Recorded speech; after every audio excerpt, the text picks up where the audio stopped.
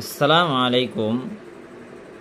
একটা মাসলা, কুরবানি কি শুধু পুরুষদের উপরেই ওয়াজিব না মহিলার উপরেও কুরবানি করা ওয়াজিব?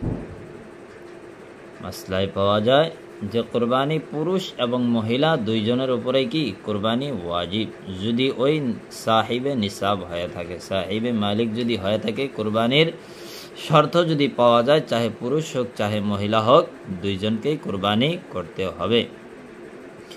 কইছে এরকম মাল আছে,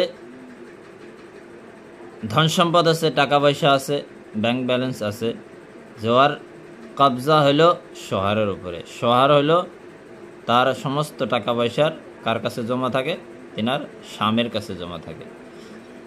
তো জমা যার কাছেই থাক, ওই আওরাতের কুরবানি করতে হবে। ওই আওরাতের তরফ থেকে, ওই মহিলার তরফ থেকে কি করতে হবে? কুরবানি করতে হবে।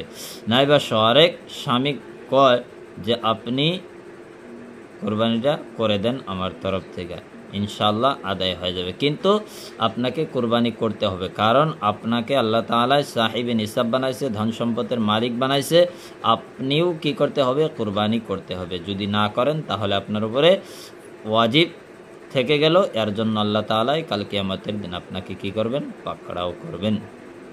ওয়াল্লাহু আ'লামু বিস-সাওয়াব।